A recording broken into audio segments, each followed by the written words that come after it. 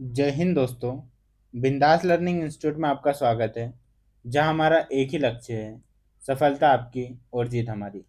दोस्तों, हमने जैसा कि आपको पता है पॉलिटी की एमसीक्यू प्लस पीवाईक्यू सीरीज हम पढ़ रहे थे, जिसमें हम अब तक 4 क्लास ले चुके हैं। आज की जो हमारी क्लास है, क्लास 5वीं क्लास है। पिछली क्लास में हमने समितियां पढ़ी थी, संविधान सभा से संबंधित। उसके बाद में समितियों के बाद में हमारा था अनुच्छेद। ठीक है। उसके अलावा हमने भाग संविधान के ये चीजें पढ़ी थी। आज का जो वीडियो है हमारा, आज के इस वीडियो में हम क्या पढ़ेंगे? आज के इस वीडियो में हम पढ़ेंगे संविधान की अनुसूचियां, संविधान की प्रस्तावना तथा भारत के जो राष्ट्रीय प्रतीक है वो पढ़ेंगे। देखो, हमारे जो भारत में है, जब संविधान का निर्माण हुआ था, जब कितनी 8 अनुसूचियां थी, लेकिन वर्तमान में संशोधन होते होते वर्तमान में कितनी 12 अनुसूचियां हो गई।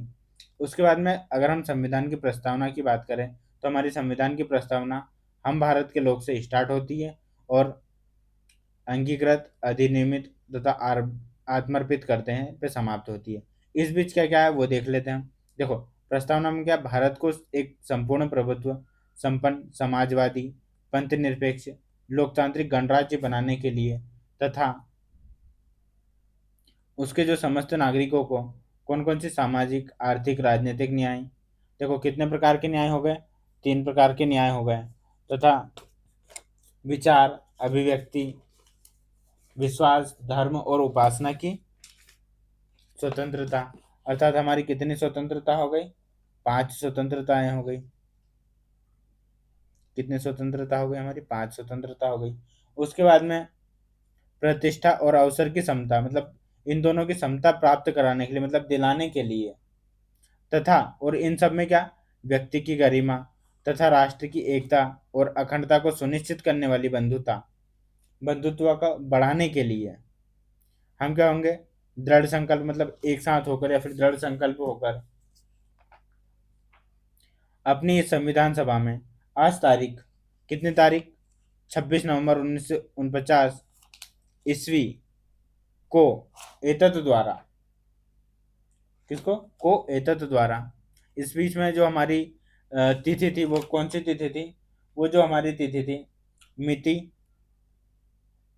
यहाँ लिख देता हूं मैं, मिति मार्गशीर्ष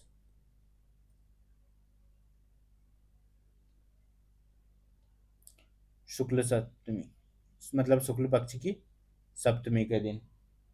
ठीक है। और संवत कौन सा था? 2006 विक्रम संवत। ठीक है।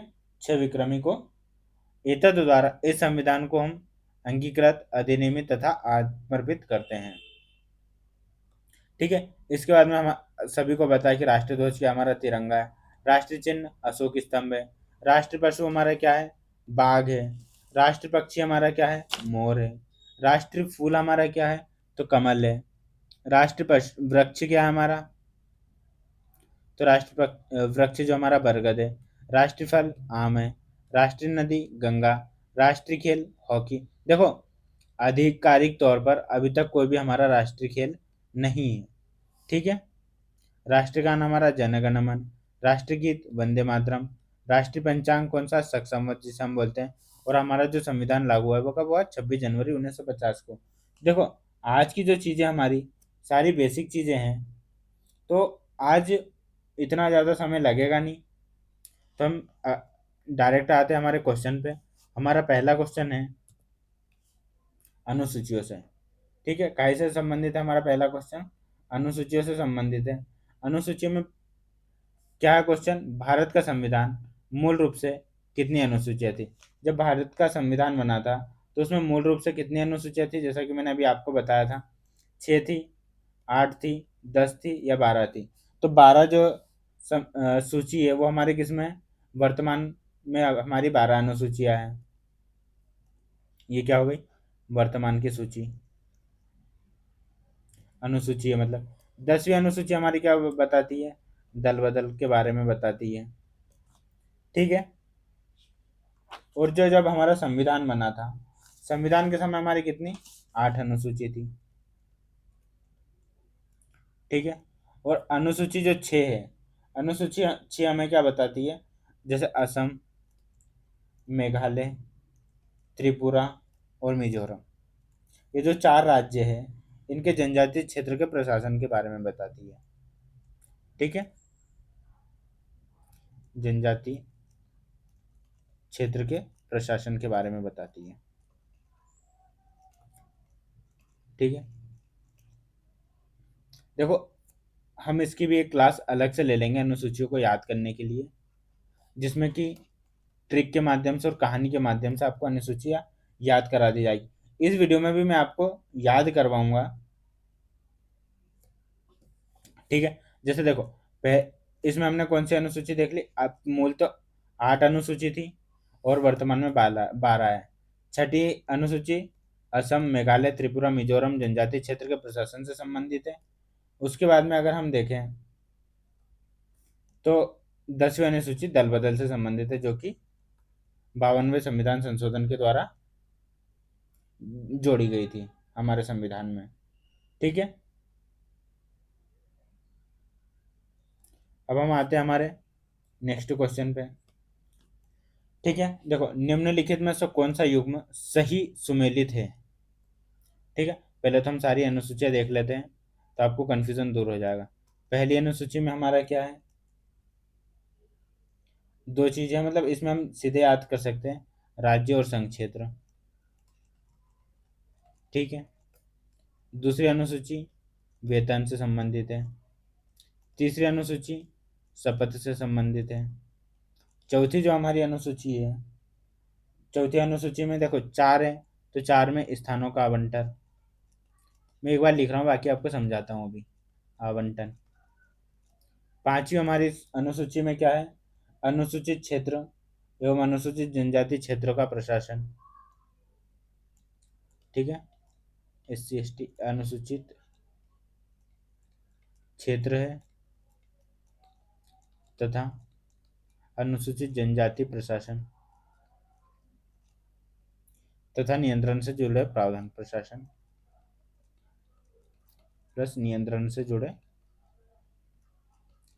प्रावधान। ठीक है, इसमें हम 5 अनुसूची देख लेते हैं।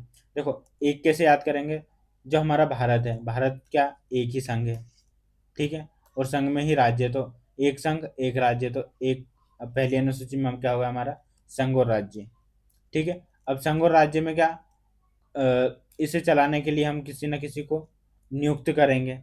नियुक्त करेंगे, जैसे अब हम कहीं भी जॉब के लिए जाते हैं तो हम सबसे पहले क्या बोलते हैं कि वेतन कितना देंगे हमारा। तो वही बात होती है कि नियुक्त करेंगे तो सामने वाला भी पूछेगा हमारा वेतन कितना है, तो वेतन दो में हो गया वेतन। अब देखो वेतन किन किन का है, याद करने का बहुत आसान तरीका है। पहला तो प्रेसिडेंट, पहले हम जो सेंटर के वो चीज़ें देख लेते हैं। प्रेसिडेंट हो गया, उसके बाद में लोकसभा अध्यक्ष और उपाध्यक्ष, अध्यक्ष उपाध्यक्ष। ठीक है, स्पीकर और प्रोटेम स्पीकर, उपाध्यक्ष हो गया, अध्यक्ष उपाध्यक्ष। उसके बाद में ठीक है, अब देखो इसमें क्या राष्ट्रपति है, तो इसमें क्या हो जाएगा राज्यपाल हो जाएगा। ठीक है, और जो ये लोकसभा अध्यक्ष उपाध्यक्ष है, तो इसमें क्या विधानसभा के अध्यक्ष उपाध्यक्ष हो जाएगा, राज्य की विधानसभा के अध्यक्ष उपाध्यक्ष राज्य। चलो यहाँ देख लेते हैं, राज्य विधानसभा अध्यक्ष उपाध्यक्ष। ठीक है, फिर आएगा राज्यसभा जो कि सेंट्रल लेवल पे है, कि अध्यक्ष उपाध्यक्ष आएगा, मतलब सभापति होता है, अध्यक्ष उपाध्यक्ष आएगा। तो इसमें क्या आ जाएगा, स्टेट में विधान परिषद के अध्यक्ष उपाध्यक्ष। ठीक है, उसके बाद में सुप्रीम कोर्ट का न्यायाधीश और इसमें हाई कोर्ट का न्यायाधीश, और एक हमारा बसता है CAG। इन सभी के वेतन के बारे में बताया गया है। कौन देखो स्टेट में कौन कौन है, यहाँ लिख देते प्रेसिडेंट और एक और है लोकसभा अध्यक्ष उपाध्यक्ष, इधर गवर्नर और विधानसभा अध्यक्ष उपाध्यक्ष। ठीक है, कितने हो गए, 1 2 3 4 5 6 7 8 9 10 11। ठीक है, लेकिन हमने इन दोनों को अलग अलग जोड़ा, बाकी होता है एक ही, तो कितने हैं 9 हैं। ठीक है, 9 कौन कौन से, भारत के राष्ट्रपति, राज्यों के राज्यपाल, लोकसभा अध्यक्ष उपाध्यक्ष, विधानसभा अध्यक्ष उपाध्यक्ष, राज्यसभा अध्यक्ष उपाध्यक्ष, विधान परिषद अध्यक्ष उपाध्यक्ष, सुप्रीम कोर्ट न्यायाधीश, हाई कोर्ट न्यायाधीश और सीएजी। ठीक है, तो ये हमारे आर्टिकल सॉरी अनुसूची 2 में वेतन में। और अब देखो शपथ किसको दिलाई जाएगी, वेतन दे दिया तो शपथ अब हम दिलाएंगे मंत्रियों को। मंत्री में भी हमें वही याद करना है, सेंटर के और स्टेट के। तो सेंटर में संसद के मंत्री और संसद के चुनाव के प्रत्याशी। ठीक है, उसके बाद में संसद के सदस्य। ठीक है, और एक हमें क्या याद करना है, सुप्रीम कोर्ट। कितने हो गए, 4 हो गए। तो इधर संसद के सदस्य है, तो इसमें क्या आ जाएगा, राज्य विधानमंडल के चुनाव के प्रत्याशी आ जाएगा इसमें। ठीक है, और राज्य मंडल के सदस्य आ जाएगा। इसमें संसद के मंत्री थे, इसमें राज्य के मंत्री आ जाएगा। यहाँ सुप्रीम कोर्ट, यहाँ हाई कोर्ट, और यहाँ पर हमारा वही सीएजी। ठीक है, तो ये हो गया हमारे तीसरी अनुसूची, जिसमें कि क्या, शपथ है। ठीक है, हमने वेतन तो दे दिया, लेकिन फिर हम उनसे शपथ दिलवाएंगे कि भैया तुम काम ईमानदारी से करोगे, नहीं करोगे, तो आप शपथ खाओ, मतलब शपथ लो या फिर कसम खाओ। तो वही शपथ हमारी तीसरी अनुसूची में। या फिर इसे हम ऐसे भी याद कर सकते हैं, 1 2 3 वर्ड है तो तीसरी अनुसूची में शपथ। ठीक है, तो देखो तीसरी अनुसूची में शपथ हो गई। जो चौथी अनुसूची में क्या, राज्यों का आवंटन, राज्य में स्थानों का आवंटन है। राज्यसभा है, उसमें स्थानों का आवंटन। अब देखो स्थान का आवंटन है तो हम क्या कैसे करेंगे, चारों दिशा से लोग लेंगे। हमें याद करने के लिए ट्रिक बना रहे हैं, बाकी ऐसा होता नहीं है। देखो चारों दिशा से लोग लेंगे तो 4 दिशा से लोग लेंगे, किसके लिए, स्थानों के आवंटन के लिए। स्थान कितने होते हैं, 4 होते हैं, तो 4 दिशा के 4 स्थान से आवंटन, तो आवंटन में भी 4 शब्द है, तो इससे चौथी अनुसूची भी हो जाएगी। ठीक है, तो ये हमारा बिल्कुल सही है। उसके बाद में हम पांचवी अनुसूची देख रहे थे। तो देखो हमारा जो हाथ है, हाथ में कितनी 5 उंगलियां रहती है। ठीक है, लेकिन जब यह एक जैसी हो जाती है तब क्या इस पर एक प्रशासन भी बन जाता है और पूरे हाथ पर एक नियंत्रण बन जाता है, जब हम मुक्का बांध लेते हैं या फिर मुट्ठी बांध लेते हैं। ठीक है, या फिर उंगलियों को इकट्ठा कर लेते हैं एक जगह, तो उसमें हो जाएगा 5 उंगली एक जगह इकट्ठी होना, मतलब प्रशासन और उन पर कड़ा नियंत्रण हो जाता है उंगलियों पर। तो इससे हो जाएगा हमारा 5 में नियंत्रण। ठीक है, तो देखो तीसरी अनुसूची में क्या है, अभी हमने देखा था शपथ है। भाषा है, हमने देखा कौन सी अनुसूची में, 8वीं अनुसूची में। दल बदल 10वीं अनुसूची में, और पंचायत 11वीं अनुसूची में। और 12वीं अनुसूची में क्या हो गई, हमारी नगर पालिका। ठीक है, अब आते हैं हम हमारे अगले क्वेश्चन पे। देखो 9वीं अनुसूची में क्या है, 9वीं अनुसूची में हमारा जो है भूमि सुधार। ठीक है, 10वीं अनुसूची में हमारा दल बदल। 11वीं जो अनुसूची है उसमें हमने अभी देखा पंचायत। 12वीं जो अनुसूची है उसमें हमारी नगर पालिका। ठीक है, तो क्वेश्चन क्या बोलता है, निम्नलिखित में से कौन सी अनुसूची संविधान के 52वें संविधान संशोधन द्वारा जोड़ी गई। ठीक है, तो देखो जो हमारी 9वीं अनुसूची है, देखो 8 तो पहले मूल संविधान में थी ही, इसके बाद में जो 4 जोड़ी गई वो यहाँ लिख दी मैंने।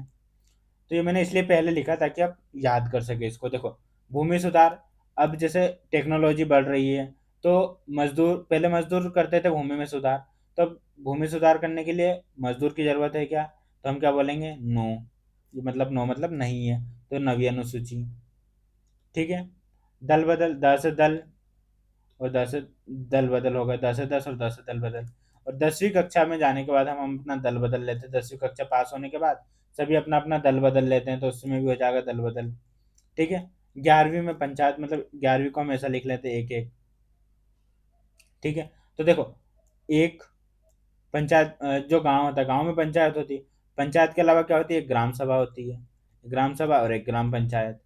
तो ऐसा हम इससे याद कर लेंगे जोड़ के कि ग्राम पंचायत 11वीं अनुसूची में, 12वीं में नगर पालिका है। ठीक है, नगर बनाने में 12 बच जाती है लोगों की, या फिर नगर में घर बनाने में लोगों की क्या 12 बच जाती है, तो नगर पालिका 12वीं अनुसूची में है। तो ये हो गया। अब इन्हें कब कब जोड़ा गया ये देख लेते हैं। ठीक है,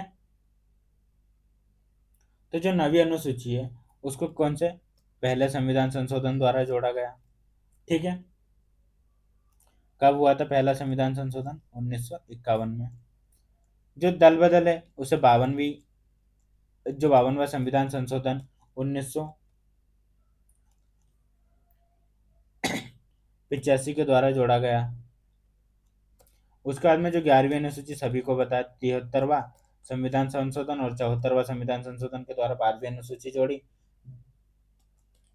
कब जोड़ी? 1992 में।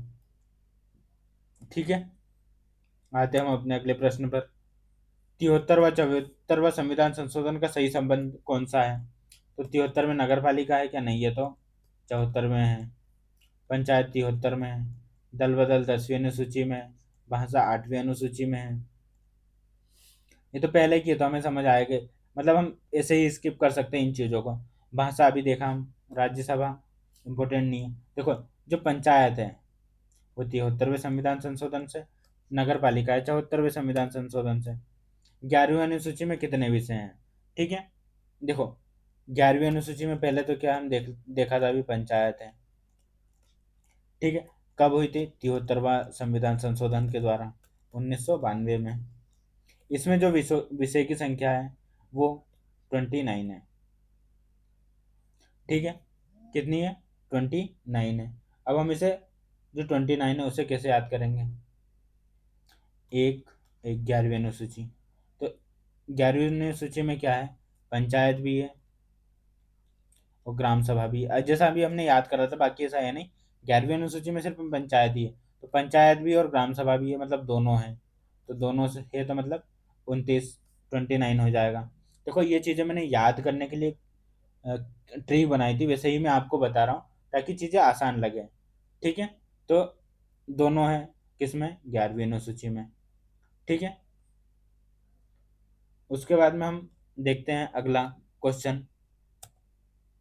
उससे पहले जो हमारी एमपीपीएससी टेस्ट सीरीज चल रही है, एमपी पुलिस की स्कोर बूस्टर, जिसमें आपको 70 टेस्ट मिलेंगे, 60 टेस्ट टॉपिक वाइज मिलेंगे, 10 टेस्ट आपको एफएलटी में मिलेगा जो मात्र 49 रुपीज़ में मिलेगा। ये जो आप कहाँ से, हमारा जो ऐप है गूगल पे का, गूगल प्ले स्टोर पर बिंदास लर्निंग, आप गूगल प्ले से स्टोर से डाउनलोड कर सकते हैं। ठीक है, इस टेस्ट में आपको 25 टेस्ट जो मैथ्स के मिलेंगे वो टॉपिक वाइज मिलेंगे, 25 टेस्ट रीजनिंग के मिलेंगे वो भी टॉपिक वाइज मिलेंगे। स्टार्टिंग के जो 3 टेस्ट है वो आपके लिए फ्री है, आप इससे कंटेंट का लेवल चेक कर सकते हैं। ठीक है, किस अनुसूची में 18 विषय हैं? देखो, 8वीं अनुसूची हमारी भाषा से संबंधित है। ठीक है, 10वीं दल बदल, 11वीं पंचायत, 12वीं नगर पालिका। जो 12वीं अनुसूची है, 12वीं अनुसूची में ही कितने हमारे 18 विषय हैं। ठीक है, 11वीं अनुसूची में कितने? 29 है। देखो, ये क्वेश्चन मैंने 6 नंबर पे ही क्यों डाला? देखो, 6 आपको इससे याद हो जाएगा कि 6 नंबर का क्वेश्चन था जिसमें 18 विषय पूछे गए थे, तो वो कौन सी अनुसूची? 12, 12 के बाद में 18, मतलब 6 एकम 6, 6 दूनी 12 और 6 3 18। इसलिए ये क्वेश्चन मैंने छठे क्वेश्चन पे डाला ताकि आराम से और अच्छे से याद हो जाए आपको। अगला क्वेश्चन हमारा प्रस्तावना से चालू होता है। देखो, इसमें हमने सारी चीज़ें कंप्लीट कर ली अनुसूची की। एक आधी चीज़ें और है तो मैं आपको अलग से बता देता हूँ, यहाँ पे बता देता हूँ। जैसे 8वीं अनुसूची में मुख्यतः जो भाषा से संबंधित है, जिसमें जब मूल संविधान जुड़ा उसमें कितनी 12 भाषा थी, सॉरी 14 भाषा थी। लेकिन जो वर्तमान में है, वर्तमान में कितनी भाषा हो गई है? 3 भाषा सबसे पहले जोड़ी है हमने 21वां संविधान संशोधन। कब? 1967, मतलब 67 को। इसमें कौन सी एक ही भाषा जोड़ी है? कौन सी भाषा? सिंधी भाषा। 21 के बाद में संविधान संशोधन हुआ था 71वां। ये जो हम संविधान संशोधन है इसकी एक बहुत अच्छी ट्रिक बनाकर पढ़ेंगे। ठीक है, 71वां संविधान संशोधन कब हुआ था? तो ये जो हुआ था 1992 में हुआ था। इसमें हमने कितनी 3 भाषा जोड़ी, कोंकणी, मणिपुरी और नेपाली। कौन कौन सी? कोंकणी, मणिपुरी और नेपाली। तो हम इसको कैसे याद करेंगे? देखो, नेपाली को पहले लिख लो, मणिपुरी को बीच में लिख दो, कोंकणी को बाद में लिख लो। नमक, नमक कितना? 71। ठीक है।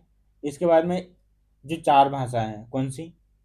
92 संविधान संशोधन द्वारा जोड़ी। पहले तो ये देख लेते हैं, 92 संविधान संशोधन कब हुआ था? 2003 में।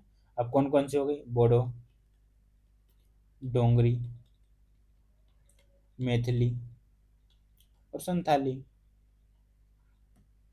ठीक है। देखो, इसको हम कैसे याद रखेंगे? बुढ़ी या फिर बूढ़ी, डोकरी, निमेथी, परसी थाली में।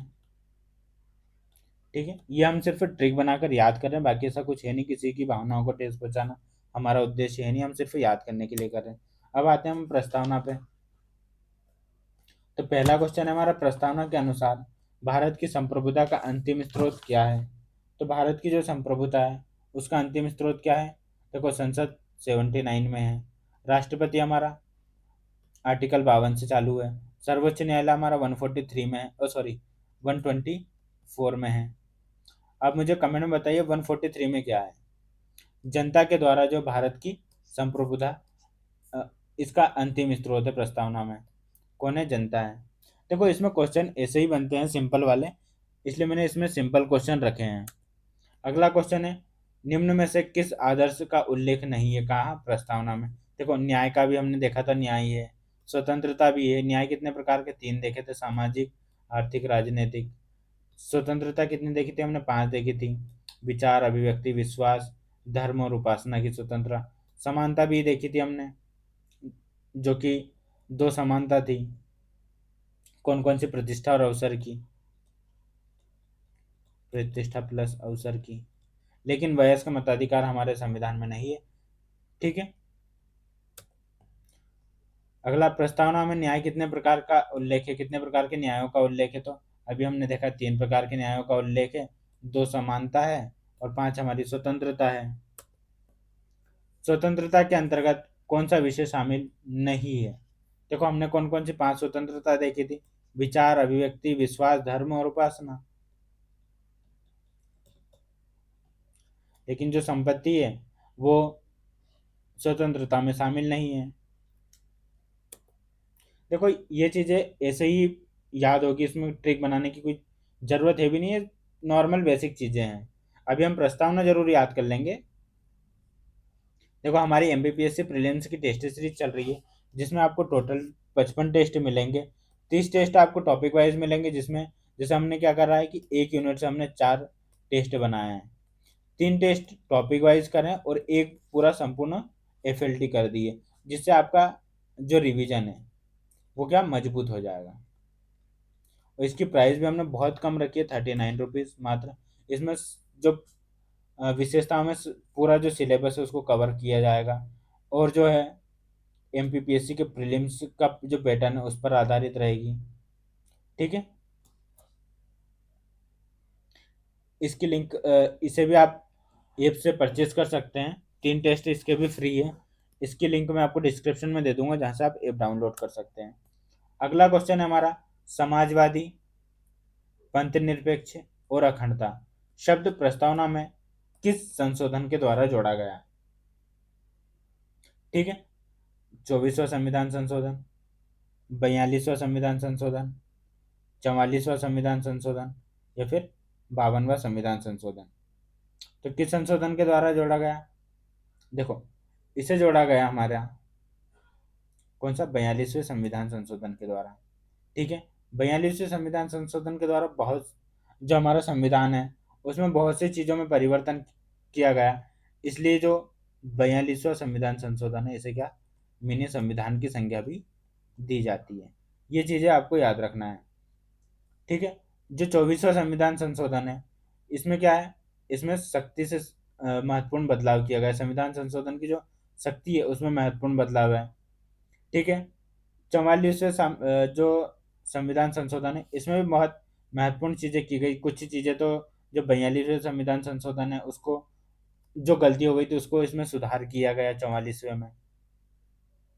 इसमें आपातकाल जैसे आदि बहुत से जो मुद्दे हैं उससे संबंधित यह संशोधन है। और जो 52वां संविधान संशोधन है अभी हमने देखा दल बदल अर्थात 10वीं अनुसूची से है। अगला हमारा क्वेश्चन है निम्नलिखित कथनों पर आपको विचार करना है। प्रस्तावना संविधान का हिस्सा है। ठीक है, पहला क्वेश्चन ये है और पॉइंट है। और उसके बाद में प्रस्तावना में संशोधन नहीं किया जा सकता। तो अब हमें सही विकल्प चुनना है। केवल एक सही है, एक और दो दोनों सही है, या फिर दो सही है, या फिर दोनों गलत है। तो देखो, जो हमारा केशवानंद भारती बनाम केरल राज्य हुआ था, कब हुआ था? एक ये केस हुआ था 1973 में। कौन सा केस? केशवानंद भारती। ठीक है, बनाम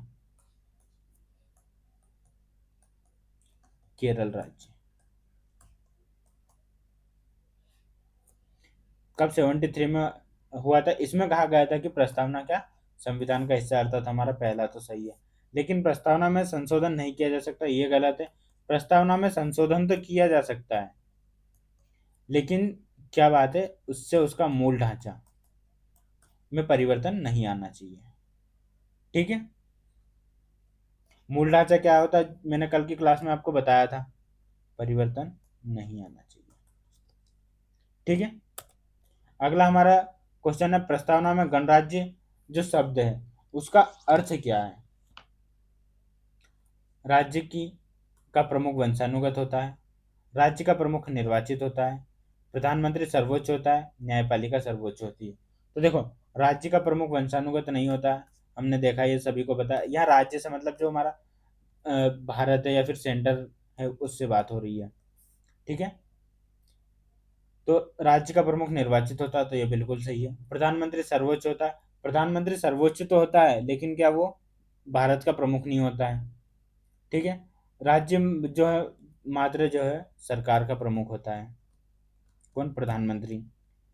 न्यायपालिका भी अलग ही है, संवैधानिक अवधारणा है। तो इसका आंसर हो जाएगा हमारा राज्य का प्रमुख निर्वाचित होता है, गणराज्य का यह मतलब होता है। उसके बाद में बंधुता का संबंध किससे है? तो अभी हमने जब प्रस्तावना पढ़ी थी तो प्रस्तावना में हमने देखा था कि जो बंधुता है उसका संबंध व्यक्ति की गरिमा, राष्ट्र की एकता और अखंडता से है। ठीक है, किससे? व्यक्ति की गरिमा, राष्ट्र की एकता और अखंडता से है। ठीक है, देखो ये चीजें इनकी ट्रिक बनती नहीं है। और वैसे बंधुता से ऑलमोस्ट ऐसे समझ आ ही जाएगा इनके वर्ड से ही। बंधुत्व मतलब भाईचारा। भाईचारा किन किन के बीच रखना है? व्यक्ति की गरिमा देखनी है, उसमें राष्ट्र की एकता देखनी है और अखंडता देखनी है। ठीक है, अगले क्वेश्चन पे हम आते हैं। उससे पहले आप देख लीजिए यूजीसी नेट ज्योग्राफी और यूजीसी नेट पॉलिटी की टेस्ट सीरीज चल रही है, जिसमें आपको 30 टेस्ट मिलेंगे। 18 जो टेस्ट है वो आपको टॉपिक वाइज मिलेंगे और आपको 12 एफएलटी मिलेगी। ये सिर्फ मात्र 21 रुपये में मिलने वाली है। इसके लिए आप हमारा प्ले स्टोर से ऐप डाउनलोड कीजिए, बिंदास लर्निंग। ठीक है, भारत का राजकीय प्रतीक किसके सिंह शीर्ष से लिया गया है? ठीक है, तो कनिष्क, सम्राट अशोक, समुद्रगुप्त या चंद्रगुप्त मौर्य। चंद्रगुप्त मौर्य मौर्य वंश के संस्थापक थे।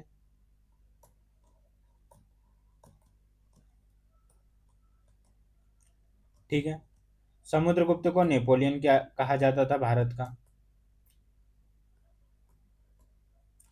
ठीक है, आप मुझे कमेंट में बताइए मध्य प्रदेश का नेपोलियन किसे कहा जाता है? ठीक है, समुद्रगुप्त की एक बीणा बजाती हुई फोटो भी मिली है, कहाँ? सिक्कों पर। अगर हम इसके डिटेल में जाएंगे तो हम इतिहास में पहुंच जाएंगे, इसलिए हम इतना डिटेल में नहीं जाते, सिर्फ इतना ही देख लेते हैं। कनिष्क के समय बौद्ध संगति हुई थी। कौन सी बौद्ध संगति हुई थी ये आप मुझे कमेंट में बताइएगा। इससे आपका क्या रिवीजन होता है, इसलिए मैं बार बार आपसे कमेंट की बोलता हूँ कि आप इससे देख के करेंगे या कैसे भी करेंगे, सर्च करके करेंगे, तो उससे क्या आपको वो चीज़ें याद हो जाएंगी। ठीक है, हमारा अगला ऑप्शन बचा सिर्फ किससे लिया गया है? सम्राट अशोक से। सम्राट अशोक का संबंध मध्य प्रदेश से था। मध्य प्रदेश से मतलब स्टार्टिंग में था क्योंकि वो उज्जैन का राज्यपाल रहा है। और मेन काम उसके उज्जैन में या फिर मध्य प्रदेश में ही हुए हैं। अगला हमारा क्वेश्चन है, भारत का जो राष्ट्रीय प्रतीक है मूल सिंह, शीर्ष पर कितने सिंह है? जैसे हमारा राज्य प्रतीक चिन्ह है, उसमें कितने सिंह है, मतलब जो उनके मुंह हैं, कितने मुंह हैं, ये पूछा गया है। तो हमारा जो राज्य की प्रतीक है उसके कितने, चार मुंह हैं, तीनों आगे, मतलब एक इधर एक इधर एक इधर और एक इधर। लेकिन हमें दिखाई कितने देते हैं, हमें तीन दिखाई देते हैं। एक क्यों नहीं दिखाई देता है, क्योंकि एक पीछे है। तो इसका जो सही उत्तर होगा वो उत्तर सही होगा, लेकिन ये पूछा जाता है, पूछ ले कि कितने मुंह दिखाई देते हैं, तो कितने, तीन मुंह दिखाई देते हैं। अगले हमारा क्वेश्चन पे आते हैं। तो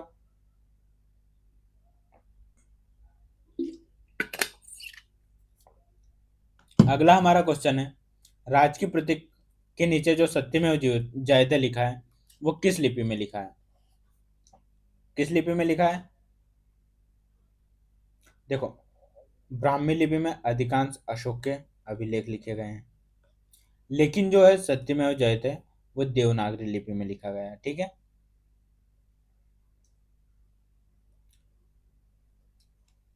अगला हमारा, अगर आप ऐसे फैक्टर मतलब मैप से पढ़ना चाहते हैं तो आप क्या, जो हमारा है इंस्टा पेज फॉलो कर लीजिए, वहां से आपको वन पेज, टू पेज या फिर वन पोस्ट, वन रील में आपको पूरा टॉपिक मिल जाएगा। ठीक है। सत्यमेव जयते किस उपनिषद से लिया गया है? तो देखो, इसे हम सीधा याद कर लेते हैं, सत्यमेव जयते वो मुंडक उपनिषद से लिया गया है। आप क्वेश्चन का लेवल देख रहे हैं कि हमने इतिहास को, इतिहास से हमने पॉलिटी को जोड़ दिया है, और ऐसा ही हमें लिंक करके चीजें पढ़नी है। ठीक है। जब हम जो पेपर सॉरी यूनिट वन पढ़ेंगे, यूनिट वन में जैसे क्या हो गया, ऊपर की जो अवधारणा है, वेद वगैरह जो भी सारी चीजें हैं, अवधारणा है, जब हम इन सबको देखेंगे, उपनिषद को, कौन सा उपनिषद किस में, ये सारी हम ट्रिक के माध्यम से देखेंगे।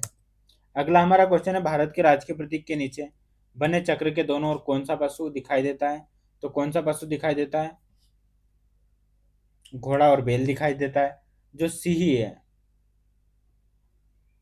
सिंह कहाँ दिखाई देता है? सिंह जो है वो शीर्ष पर दिखाई देता है धर्म चक्र में। ठीक है।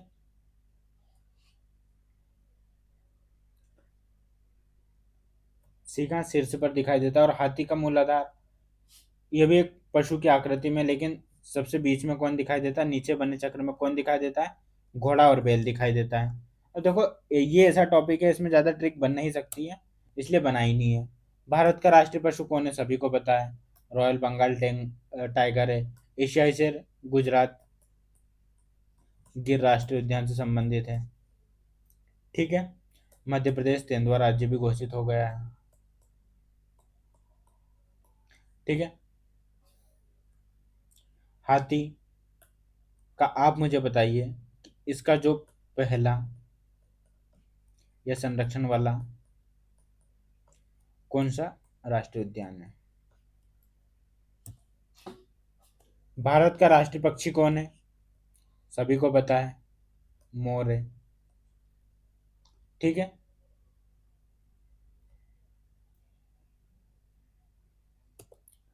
उसके बाद में निम्नलिखित में से कौन सा युग्म गलत सुमेलित है? इसमें हमें गलत बताना है। देखो, राष्ट्रीय पशु हमको पता है बाघ है, ये बेसिक चीजें हैं। ठीक है। राष्ट्रीय पशु बाघ है, सभी को पता है। पक्षी कौन है? मोर है। पुष्प कमल है। राष्ट्रीय वृक्ष पीपल, पीपल नहीं है, राष्ट्रीय वृक्ष हमारा क्या है? बरगद है। ठीक है। इसके बाद में हम आते हैं, भारत का राष्ट्रीय प्रतीक कौन सा नहीं है? राष्ट्रीय पशु बाघ, पक्षी मोर, पुष्प कमल, लेकिन जो राष्ट्रीय खेल है, देखो ऐसे हॉकी कहा जाता है, लेकिन ये क्या, आधिकारिक तौर पर घोषित नहीं है। सिर्फ ऐसे ही बोल दिया कि हमारा राष्ट्रीय खेल हॉकी है। ठीक है। लेकिन आधिकारिक आधिकारिक तौर पर घोषित नहीं है। तो अगर ऐसे ऑप्शन आते तो इसमें जो हॉकी है वो हमारा सही उत्तर रहेगा। निम्नलिखित कथनों पर विचार करना है। भारत का जो राजकीय प्रतीक चिन्ह है कौन सा? सारनाथ के अशोक से स्तंभ शीर्ष में से लिया गया। देखो, भारत का राज्य प्रतीक सारनाथ का अशोक सी स्तंभ सिर से लिया गया, तो ये बिल्कुल सही बात है। इसमें चार सी है और सभी चार सी राज के प्रतीक में दिखाई देते हैं, तो ये गलत है, क्योंकि अभी हमने देखा था कितने दिखाई देते हैं, सिर्फ तीन दिखाई देते हैं। इसके नीचे सत्यमेव जयते लिखा है, और किस लिपि में लिखा है, ये भी हमने देखा था, देवनागरी लिपि में लिखा है। तो क्या उत्तर हमारा सही होगा? एक और तीन, तो केवल एक और तीन। ठीक है। अगला हमारा क्वेश्चन है, निम्नलिखित में से कौन सा विकल्प संविधान की प्रस्तावना और राष्ट्रीय प्रतीक दोनों से संबंधित सही कथन प्रस्तुत करता है? प्रस्तावना में सत्यमेव जयते लिखा है क्या? नहीं लिखा है, तो ये यहीं कट हो जाता है। दोनों में वंदे मातरम लिखा है क्या? नहीं लिखा है। वंदे मातरम के रचयिता कौन है? बंकिम चंद्र चट्टोपाध्याय। ठीक है, जो कि हमारा बंकिम चंद्र चट्टोपाध्याय। ठीक है, जो कि हमारा क्या है? राष्ट्रीय गीत है, नेशनल एंथम है। ठीक है, सॉरी, नेशनल सॉन्ग है। प्रस्तावना और राष्ट्रीय प्रतीक दोनों अशोक के सी से लिए गए, तो गलत है। ये जो हमारा सही है, भारत प्रस्तावना कहाँ से शुरू होती है? हम भारत के लोग, मैंने आपको बताया था। और राष्ट्रीय प्रतीक चिन्ह हमारा क्या है? सत्यमेव जयते हैं। ठीक है, तो ये हो गए हमारे 25 क्वेश्चन आज के। तो कैसा लगा आपको ये वीडियो? आप मुझे कमेंट में जरूर बताइएगा। अगर आप इस चैनल पर नए हैं तो चैनल को like, comment, share and subscribe जरूर करें, जिससे कि आपको अपडेटेड चीज़ें मिलती रहे, और आप क्वेश्चन का लेवल देख सकते हैं कि हम कितनी क्वालिटी से क्वेश्चन प्रोवाइड करवा रहे हैं। ये जो क्वेश्चन मैं अलग अलग सोर्सेज से उठा रहा हूँ, और कुछ क्वेश्चन खुद भी बना रहे हैं, जो कि हर एग्जाम के लिए बहुत इम्पोर्टेंट है। और हम इसमें क्या, थ्योरी प्लस एमसीक्यू दोनों चीज़ें कंप्लीट करवा रहे हैं। ठीक है। कुछ ऐसी चीज़ होती है जिसमें अगर ज़्यादा टाइम लगता है, तो उसकी मैं सेपरेट क्लास ले लूँगा, वो सारी ट्रिक के माध्यम से पढ़ाएंगे हम, या फिर पढ़ेंगे हम। ठीक है। तो दोस्तों, मिलते हैं हम अपनी अगली क्लास में, जब तक के लिए पढ़ते रहिए। जय हिंद, जय भारत, जय मध्य प्रदेश। ठीक है दोस्तों।